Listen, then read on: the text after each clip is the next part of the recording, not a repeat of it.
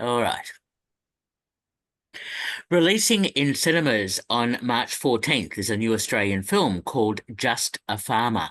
And it's my great pleasure to be speaking to the lead actress, screenwriter, and producer of Just a Farmer, Leila McDougall. Leila, welcome to Movie Metropolis.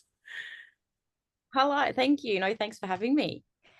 Now, this is such an interesting story set on a sheep cattle farm and the issues that this farming family has. What was the inspiration or origin behind you making or being involved in having this film made? Well, I guess yeah, my husband and I have worked in volunteered, I guess you could say, in the mental health space in farming communities probably for the last 10 years. We've got our little, non-for-profit organization, and we run events and raise awareness around the topic. But it's a problem that's getting worse, and we can't work out why. And if we all knew why, we'd be doing something about it, wouldn't we? So we thought, what's a bigger and more a way we can reach a wider audience with the message and try and get the wider population to support farmers. And we thought, wow, what if we make a movie that's also entertaining but with an educational undertone, to get people to appreciate farmers? Because, ultimately without them, we don't have food. Absolutely right. So tell me more about fashioning the screenplay because getting the story right and then having that pitched in such a way that you can actually make this feature film is always quite a task for any filmmaker. Yeah, well, and so when I started, I had still don't really know what I'm doing. We're making it up as we go. People say we're breaking rules. I'm like, I don't even know the rules at the start. So, but the whole process, I talked to a lot of people that had lost someone to suicide. My husband and I have had personal experience in our lives with suicide. And I guess, and then I started listening to a lot of, interviews with directors and writers to see, work out what their process was. And Taika Waititi, I guess, is one of those people you look to for inspiration. He's such an, amazing person and has made some amazing films. And he always says, write what you know. So I live this life. I live on a farm. I am a farmer's wife. So I wrote what I know and incorporated all these stories that I'd heard from other people to make it interesting because, it's a drama. So we had to have some, twists and turns and, unexpected things pop up. And and then the other side is from, I loved movies growing up and I've always loved movies. So I went back to other movies that I really enjoyed and thought, how did they structure that movie? Like where were their points of, a turn, or where did the big moment come in where you're like, oh, that's what's happening? Or, what kind of twist did they do? Or what little things did they give away to the audience to keep them interested the whole way? So it was all a lot of research and just sort of making things up as I went. Okay. What are some examples of films that inspired you? Yeah. Well, I love films that make you feel something and you might learn something from it, or they're about true stories about amazing people. So Spotlight, the film about the churches and the investigation, the journalists that sort of uncovered what was happening in the Catholic churches, and Good Will Hunting and A Beautiful Mind, and well, and then you've got our great Australian movies like Man from Snowy River, and yeah, so those kinds of movies that really, you know, inspired you to do something with your life, maybe, I could guess. Okay. No, no, fair enough. That's fine. So Yeah. So you've got Simon Lyndon on board as the director. Tell me about getting funding so that you're able to really make the film and getting Simon on board to direct it.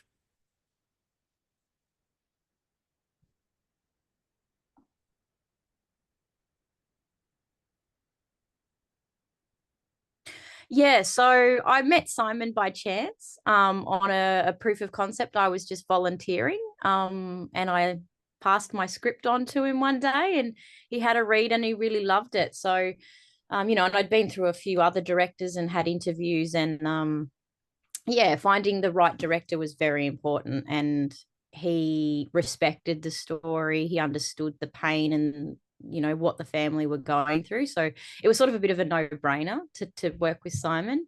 And where the whole film is 100% privately investors.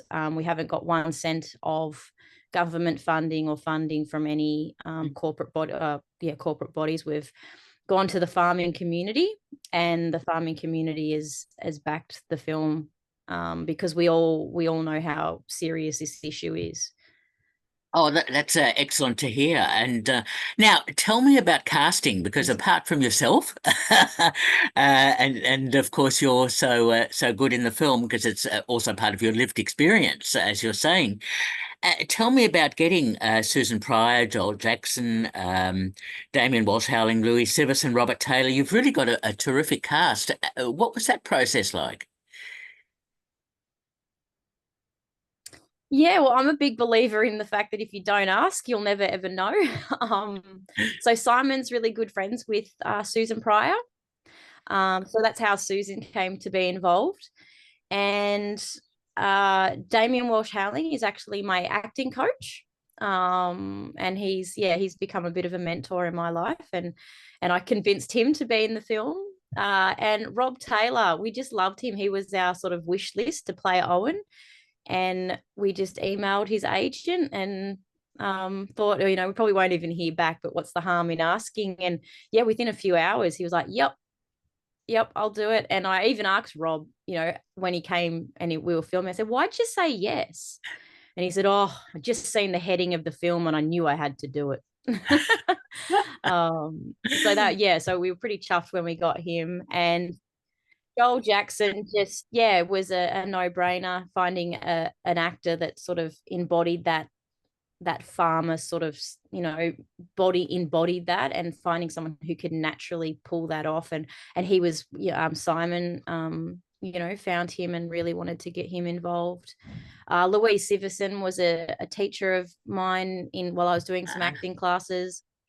And who else have we got? And then Trevor Jamison, the beautiful Trevor Jamison, Storm Boy.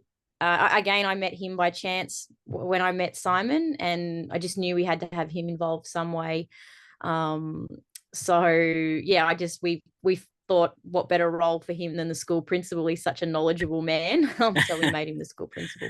Oh, that's all terrific, and they all do so well. And I also like the casting of the children.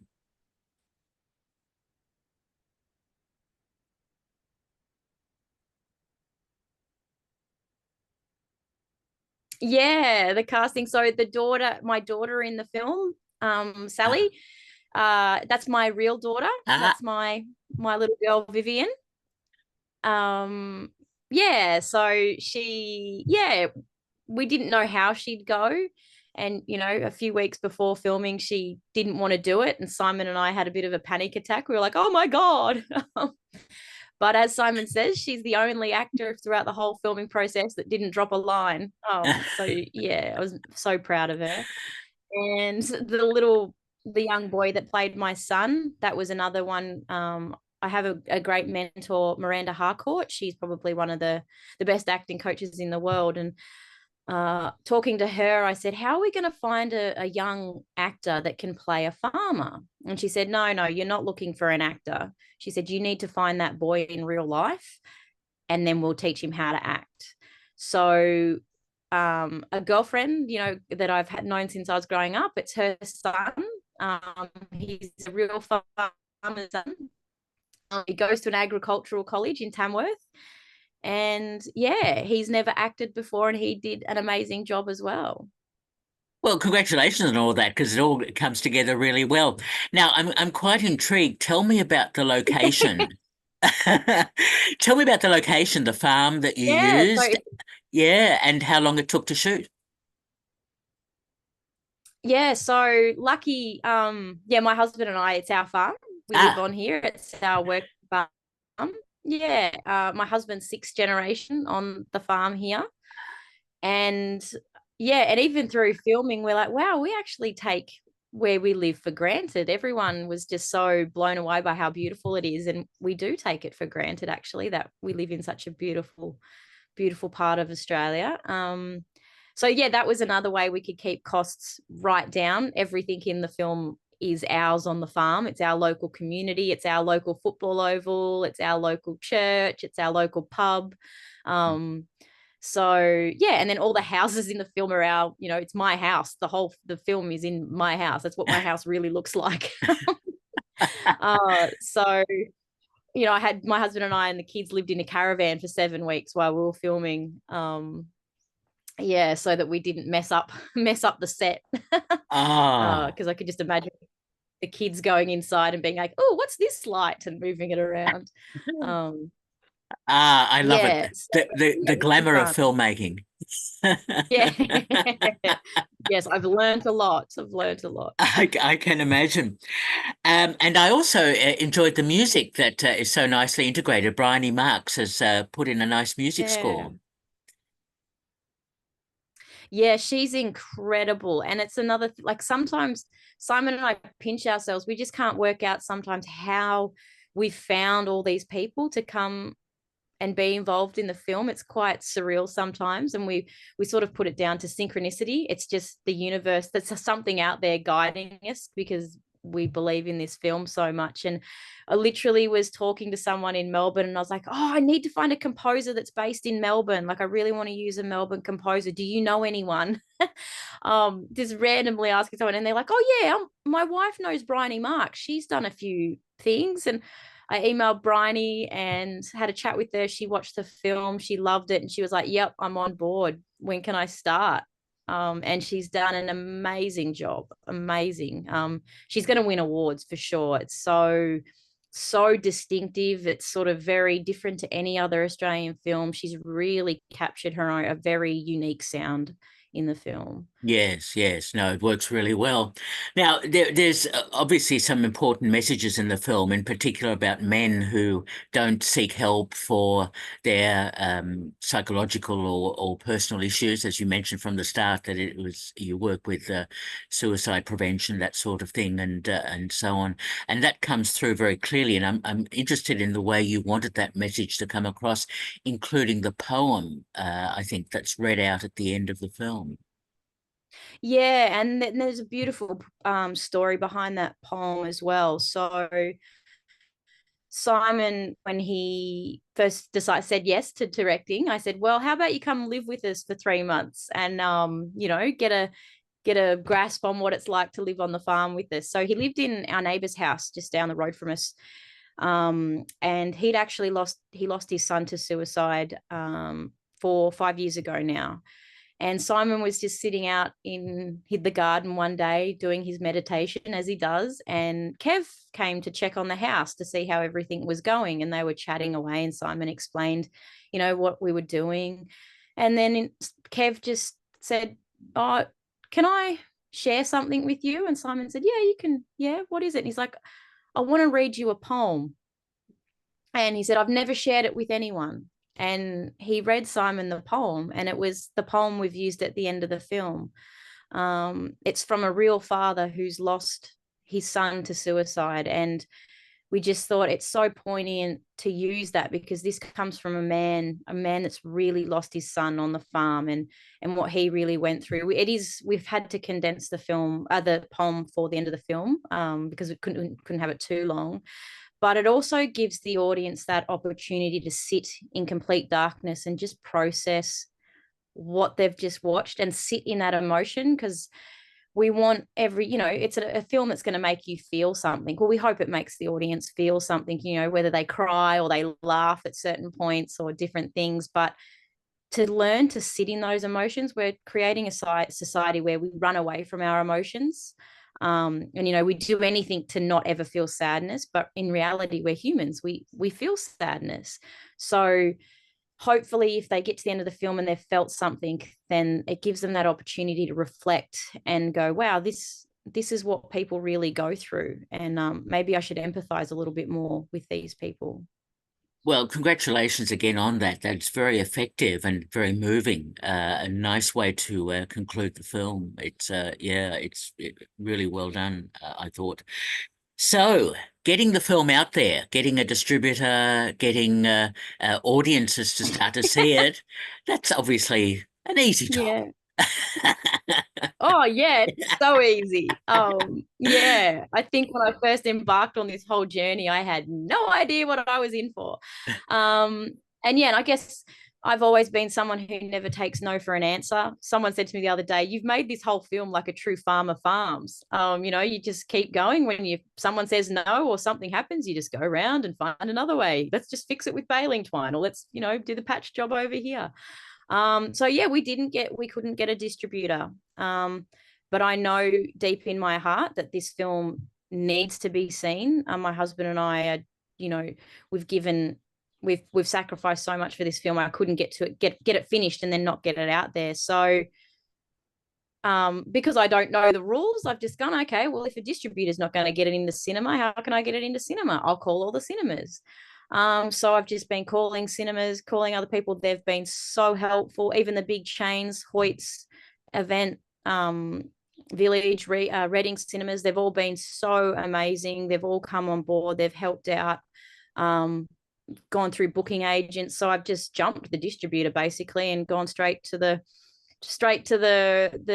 exhibitor, and they've been, we're in 100 cinemas across the country. They've just been amazing. And yeah, I just pinch myself again because I didn't know there was a rule that distributors do it, but if they weren't going to do it, I'll do it. Well, Massive job though. Oh my god, I'm learning it's a whole new political system, the distribution system. absolutely understand. I speak to so many filmmakers, and getting films out there, especially Australian films, which sometimes distributors are reticent to take hold of, or as you say, exhibitors. But I'm thrilled to hear you've got 100 screens that are interested in showing your film. That's fantastic. Yeah, and I think I like, I'm not a, career professional filmmaker. I'm a farmer, so I know my audience so well because I am my audience, and I really think our audience has been underestimated.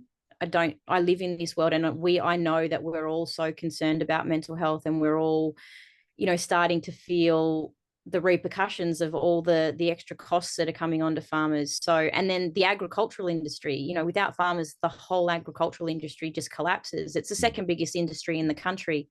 So I think they really underestimate the audience that we're targeting. And I hope that the agricultural and the rural sector, we vote with our feet, and they'll all go and see it and prove everyone wrong that thought, no one's going to watch a movie about farmers. I hope we prove them wrong.